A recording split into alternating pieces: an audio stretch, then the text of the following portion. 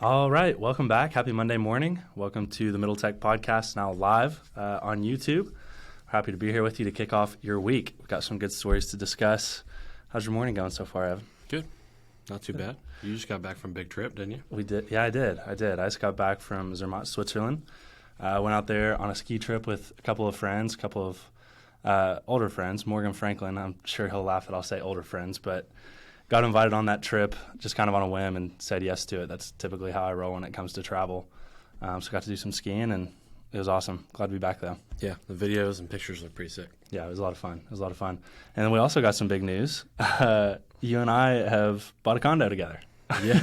We Which sounds kind of funny to say. Wanted to get the downtown lifestyle again, so I had a house that I was living in outside of Lexington and missed the downtown lifestyle, and you'd been renting, and I didn't want to rent, and we're like, let's buy a condo. Yeah. So.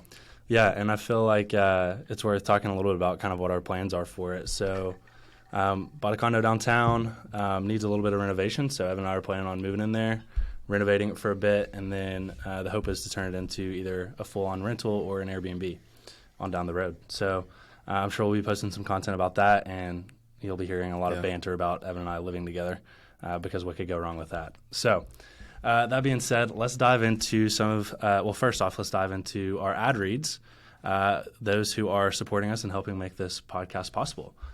So first up, we've got KY Innovation. So we talk a lot about KY Innovation. All of their programs that they do to support the state, to support entrepreneurs in the state are very valuable, and we're very grateful for their support. They've been supporting us for about 2 years now. And it means a lot to us that they provide funds for us to do what we do. So big shout out to KY Innovation.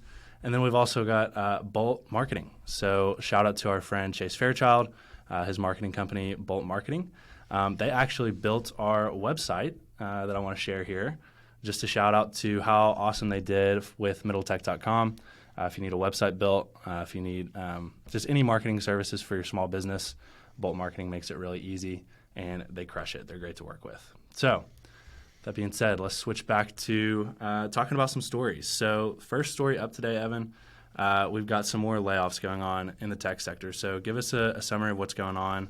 This time we got Microsoft and Google laying off some employees. Real quick before I get into this, though, we got YouTube streaming here, and you should check out our YouTube channel and subscribe to our YouTube. That's something that we're pushing this year, so be sure to check that out. You can watch this live and see us sharing these articles, graphs, things we're talking about. We're sharing our screen. So it's a new interactive way to view the content. But, yeah, so Microsoft.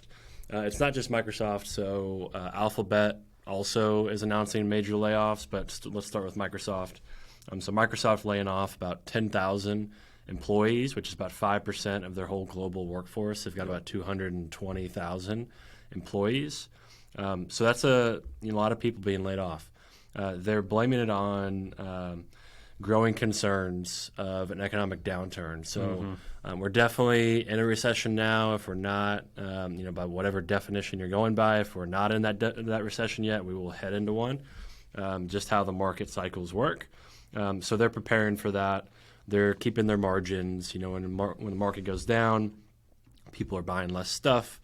Margins get compressed, and so what they're doing is trying to prepare for that and make sure that they're ready. And unfortunately, part of that is people losing their jobs. So Satya Nadella, who is their CEO, is arguably one of the top CEOs in the entire world, says that seeing organizations in every industry and geography exercise caution as part of the world or other parts of the world are entering a recession or fearing one is part of our plan. We're anticipating one. So he's looking ahead and just preparing, like I said. We had Nate give a thought as well. Yeah. So Nate had a really interesting LinkedIn post, really good LinkedIn post, kind of timely here. And he said, Microsoft firing 10,000 workers while simultaneously investing $10 billion into OpenAI says a lot about the future of work. And I think there's definitely a conversation to be had here about the role that artificial intelligence is going to play in job displacement here going forward. I do think that it would be misleading to say that AI is is the cause of these layoffs. That's definitely just because of overhiring in the pandemic when money was cheap. Now interest rates are higher and these companies are tightening up a little bit as we head towards what looks like a recession. But I think that, and even in the communication that Satya put out to Microsoft, he even mentions how they are, consciously building this new computing platform with AI. So it's definitely being thought about. It's definitely being considered. But I think it'd be really hard to point to a specific point and say, okay, here's where AI job displacement starts. But it's very clear that they're thinking of that. And I think when these jobs eventually do come back, they're probably going to look very different. They're going to be different positions. And I think we're going to start to see that shift as AI starts to replace a lot of different jobs. And Evan, I know you wrote down some stuff about the types of jobs that AI is going to replace. Let's talk a little bit about, what that actually looks like. How does AI actually get implemented to start taking some of those? Yeah, there is no correlation or relationship between these layoffs and AI. That's very clear. Mm-hmm.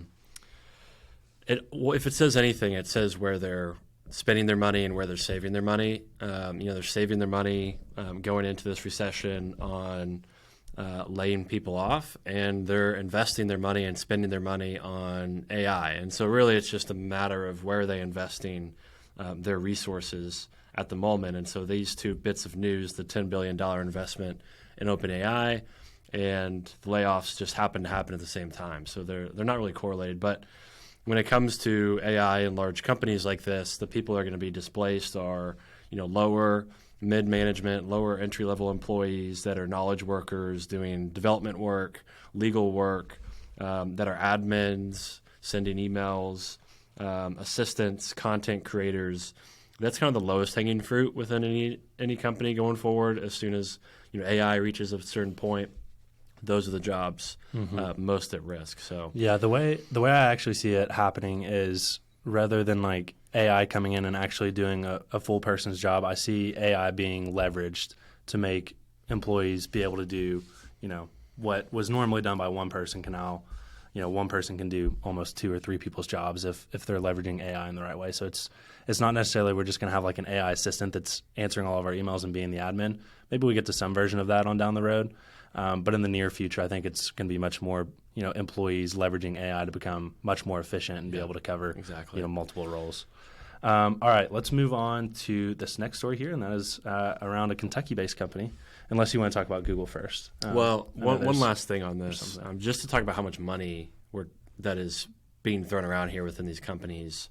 Microsoft had $18 billion of profit in the first 3 quarters of this past year. So that's a lot of profit. Alphabet just did 12,000 layoffs. Alphabet has an average salary of about $300,000. That's very high average salary. Very, very high. Yeah, that's crazy. So if you do the math, 12,000 times 300,000 plus benefits comes out to be about $4.2 billion in savings off of that 12,000 person layoff. So it gives you an idea of when you lay off 12,000 people at a company like Google, that's $4.2 billion of savings that they can prepare for a recession with. Now they have tens of billions of dollars in profits. So part of the complaint here is you're so profitable, why are you laying people off? That's just not how the world works. These companies are maintaining margins, working for shareholders, not necessarily their employees. It might sound backwards. The employees come first. But when it comes to like bottom line and margins, like unfortunately there's going to be cuts. So just because there's profits there, these companies answer to shareholders, which you might not like, but that's how it works. But yeah, we can jump to Corvette now. Cool. So we got a Kentucky-based company that is making some waves in terms of the way that they're developing their new Corvette. So Corvette has announced that they are going to be creating a hybrid for their newest model of their car. And this is going to make it even faster, even more efficient. So we wanted to just highlight this story just because down in Bowling Green, Kentucky is where these Corvettes are made. So I know that we even had a past guest of ours who works in the automotive industry, Angelos Takardis, who works for Rivian, sent in a comment.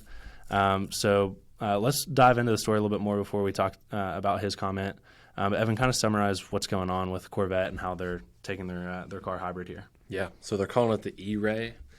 So it's 495 horsepower V8 0 to 60 in 2.5 seconds. Super fast car. And so what they're doing here with this hybrid model is essentially when you're, like, let's say taking off, the car can tap into that electric speed to give you a faster takeoff. Or when you're braking, it'll charge the battery, and then you can use that later. So there's plenty of other car companies that have introduced this. For instance, Formula One cars do this. So it's really powerful when it comes to performance, but also, of course, it's powerful for just driving all electric for a short trip. Or if you're, they say that you could turn on the electric power if you want to be quiet because, Corvettes are loud. They got a big V8. So there is a lot of utility in having a hybrid, especially if you're a performance car, like I said, that torque for something like a takeoff or wanting to accelerate is important if you're driving for performance reasons or just for fun. So they wanted to introduce this. GM has said that by 2035, all of its vehicles will be zero emission. So they have a big goal for that. And so, the Corvette is not going to be an exception. They'll probably at some point release an all-electric Corvette, and this is just kind of like a bridge. Yeah, transition car. But like I said, gas plus electric has a lot of benefits when it comes to performance and utility. Yeah. Let's dive into what Angelo thinks about this. I think that's going to be an interesting perspective for him to be commenting on that. So Angelo says, as a Corvette owner and lifetime fan of the brand, I'm thoroughly excited to see GM move in this direction. Bringing this level of performance and efficiency to America's leading sports car brand is exciting, is as much exciting as it is disruptive. About 10 years ago, Ferrari, McLaren, and Porsche became the first car companies to hybridize their vehicle offerings. However, the average price of these vehicles was about $1 million, making the performance and excitement offered by pairing internal combustion engines with electric motors unattainable for most of the planet. And so what Corvette has just done throughout its existence is makes supercars affordable for everybody. So everybody likes to say it's poor man's supercar. It's America's top sports car brand. That's because they just made it affordable to have a lot of performance in a car that's affordable. Yeah. So, yeah, Angelo, I know he's a big Corvette fan. He's got plenty of pictures of the Corvettes. He loves going to car shows. We've DM'd about car shows before, McLaren's. So he knows what he's talking about here. Sweet. Let's move on to this next story, and that is around TikTok and TikTok bans. So we're now seeing a trend with government devices, TikTok being banned from government devices. So about 25 states have banned it now. And now we're starting to see even college campuses banning it from their school Wi-Fi networks. So this is something that we've talked about, we've followed a good bit ever since the Trump administration tried banning TikTok on a nationwide basis. Since then, it seems like it's picked up a little bit momentum, happening on a state-by-state basis and kind of college-by-college basis now. And I think this is a really interesting conversation to be having. It's a really nuanced conversation to be having because it's like on one side, there's the censorship conversation, and like obviously it almost seems un-American to be banning things. But on the other side of the conversation, it's China, and it's an app that collects so much data, even more so than what Facebook was able to create. And we're gonna have a conversation about that as well. It just makes it tough to pick a side. So we want to keep on following these conversations and talking about it as openly as possible. So Evan, kind of first off, let's start by just kind of summarizing what these bans actually mean, and then let's have a little bit of a dialogue back and forth about the idea of actually banning TikTok. Yeah, so to be clear, what's happening here is state governments are banning TikTok on state-owned devices and state-owned Wi-Fi networks. And because these are state schools, that extends to schools as well. So what's going on here is they're afraid of China being able to tap into these phones and listen or view videos or pictures of what's happening inside of these state governments, inside of these research institutions. There's a lot of important research going on within a lot of these colleges that are funded by the government. And so they're just wanting to make sure that there's not a national security or intelligence problem here where China's able to get that data. So some of the states are Florida, Indiana, Alabama, Texas, North Carolina. There's plenty more. There's 25 states that have banned it. And again, the quote here is, They're banning the app out of fears of algorithmic modification to conduct disinformation or misinformation campaigns. That's the primary purpose.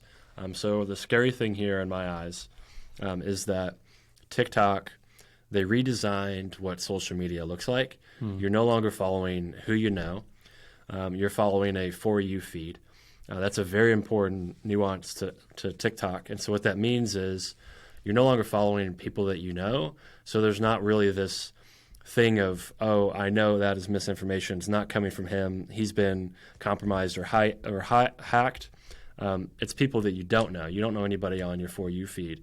And so what that allows is for the algorithm to really take control of what you see online versus your immediate network. And that's the perfect opportunity to slide in content without you really knowing why it's being slid in. And so it's really important that the United States pays close attention to this because it's the perfect opportunity for misinformation, disinformation, for a foreign government to do this. And so the last thing I'll say before I kick it back over to you, Logan, is I'm not opposed to TikTok bans.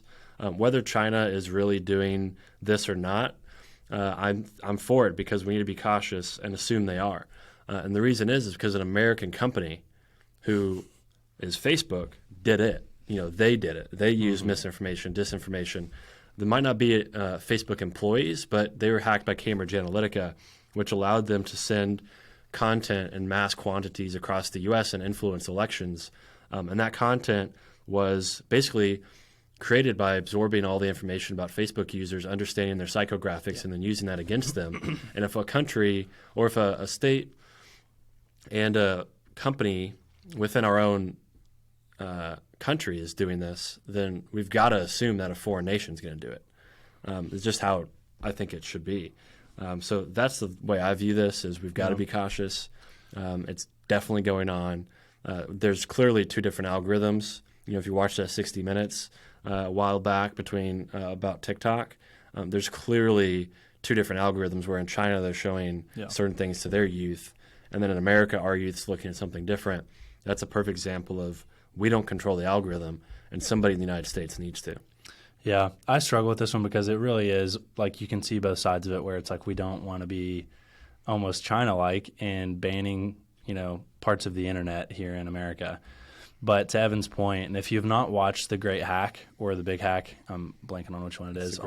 The Great Hack on Netflix, which is about the Cambridge Analytica and, how they influenced elections and, really political events all over the world.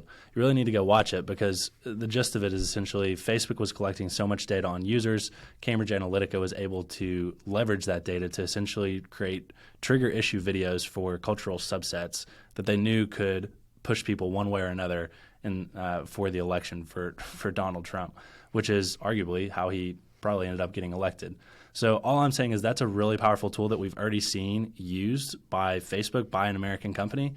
Over in China, the Chinese government is essentially requiring any Chinese company to cooperate with them in terms of the data that they have on their users. And we see that already with apps like Didi, which is their version of Uber. That's been a huge controversy in China in terms of them doing a huge probe to make sure that they have access to that data. And so I just think it's something we need to be conscious of. I hear a lot of arguments from friends saying like, oh, well, I'm not doing anything on TikTok that China would be interested in. That's really not the point.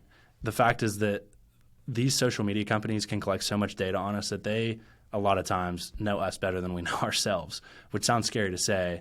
But again, I highly recommend watching that Great Hack on Netflix because it really dives into what's really possible with these data points. And it's the data on aggregate that I'm worried about China having. It's not necessarily like, they're spying in and listening to my conversations with Evan, which would be terrifying. And I don't necessarily think that's happening. I think it's the data on the aggregate, just to kind of clear up what I'm worried about. One possible solution to this is, we don't necessarily have to ban the app. What we could do is just change ownership, make sure that it's majority owned by somebody in the United States. And so there could be some kind of new entity created that TikTok sells their shares to, controlling amount of shares. Basically, they're selling control to an American company, and maybe they could still retain some shares for upside, just to make sure that we're not basically stealing a company away, and which is what China has done in the past. But that could be a solution. It's just create a new entity, allow TikTok to still exist, but make sure that it's American-owned and that there is no data transfer between America and China. That way we're not being too disruptive about it or just destroying a lot of intellectual property that somebody created. And TikTok has had a major effect on the world. For sure. It would be a shame, no matter where it came from. It's a Chinese company. It doesn't matter where it comes from. Somebody created value that I think needs to stay in the world, and I think that's one way to do that. Yeah, and that's what originally was proposed in the Trump administration. That I believe was how it was going to be solved. I forget the companies that were considering buying Oracle it. was one of them. Yeah, there are several American companies, which that would be my ideal solution to it. In America, I'm pretty sure the cloud computing was moved to Oracle, so Oracle did win that. Some kind of contract in that negotiation where the data lives on their servers, but they have copies of it, and they're sending it to China. Yeah. So to conclude this story, I think that the message I want to get across is, TikTok and China should not be viewed as like the boogeyman that they're listening in on your conversations. I do think they probably would have the capability to do that through TikTok, just with the permissions that you give on your device and the privacy policy in terms of use. What I'm worried about is the data on aggregate that they're collecting on Americans and how they could essentially weaponize that. So we'll leave it there. We'll keep updating on how these bans continue to roll out on a state-by-state basis. So let's move on to this next story. We've got Tesla and Elon Musk in some hot water again. They are now being accused of staging a video of a Tesla demonstrating its self-driving capabilities. So there is an engineer that is testifying in a lawsuit in which a fatal crash was caused by a Tesla. And they're essentially saying that it was false advertising, shooting this video showing these self-driving capabilities that were not currently available at the time that the video was shot, which is an important part of this. So, Evan, let's dive into this. Give us an overview. Give us your thoughts on this. Yeah. So essentially, like Logan said, there's been a fatal car accident from 2018 where somebody died. And basically the government and states are now starting to dig into Tesla, and part of that is putting them on trial and basically getting senior employees like this to testify and talk about their internal processes about self-driving. Obviously, the government doesn't want self-driving to be released to the masses if it's not ready, and so I think this is healthy regulation. This is healthy research done by the government to see, is this company doing the right thing? Artificial intelligence is something that the government needs to take serious, and this is a form of it. So I'm for this kind of research and basically trial and lawsuit, because I think these are important for a healthy rollout of full self-driving. But essentially what's happened here is a senior engineer testified and said that they had doctored and basically staged a video of self-driving, which Elon then posted on Twitter and said, hey, this is proof that we have self-driving, which was not accurate. So now it's a question of do they have the right safety measures in place? Are they purposefully mismarketing and miscommunicating what they have to consumers, which would be against the law? So that's what's being basically tried here and researched. So, do you think that they're purposefully mismarketing autopilot? I think they're probably in a really clever way working their way around the law as best they can. I think that they did know. Obviously, they didn't know. I mean, Elon is on record in an email or some kind of Slack message saying, hey, I know this is not full self-driving, but let's make it look like it. This is for basically showing the world what our capabilities are in the future. So, as long as they're saying the right things in these statements, it's not illegal. It's not mismarketing. On the website, it says, hey, this is not a self-driving car. When you're driving the car, you've got to touch the steering wheel. So I don't know what all of the legal boundaries are, but I'm sure Tesla's not stupid enough to cross those, but worth checking out. Yeah. So I do think that they probably knew what they were doing. They're just smart enough to know what the boundaries are to push that limit. Yeah, I think they're likely protected in the fine print. Just to kind of reiterate what you just said there, I do think if they have not crossed the line into misleading marketing, they're right on it. I mean, things like naming it autopilot naming it self-driving. I mean, that it's definitely marketed in a way to make it seem like this is a car that drives itself. Now, like you said, you have to constantly be interacting with the steering wheel to make sure that you're not falling asleep, which is easily bypassed. I know that several people have said, like, yeah, just hang something on it and it thinks your hand's on it and it'll drive itself. So it'll be interesting to see how this all plays out in terms of, like, does the fine print, does the legal language that they include on their website, and I'm sure there's some terms of use or something that users agree to as well, does that truly protect them? Or do things like this where they really seem to be pushing the boundaries and towing the line of misleading marketing, does that get them in trouble? I thought you made an interesting statement when we were talking about this story in the car the other day. You're basically saying this is not the same company on trial as it would have been back in 2018. Kind of summarize that and elaborate on that a little bit. I think that's an interesting point that you're bringing up here. Yeah, I mean, if you think about it, in 2016, they were much earlier in their self-driving and artificial intelligence capabilities. It's 2023 now, and they're on trial for this. The product that's on trial is not the same product as 2016. In 2023, that powerful, the AI and the capabilities of it are probably exponentially better than it was in 2016. So it's not like the government is even trying the same product here. They're going to have to go back in a lot of records and look at communication, look at log data, and see what's going on here, because it's 2023. These cars are much more advanced, and so it's really hard for governments to keep up with technology like this. And even between 2018 when this wreck happened and today, the way artificial intelligence and this data works is there's so many more miles that have been logged by Tesla, so much more computing power that's been thrown at this problem. It's not even the same company anymore, arguably. The way that this data works and the way this artificial intelligence works is it advances so fast and it compounds that we're to the point that they're not even trying the same underlying product in a lot of ways. Yeah.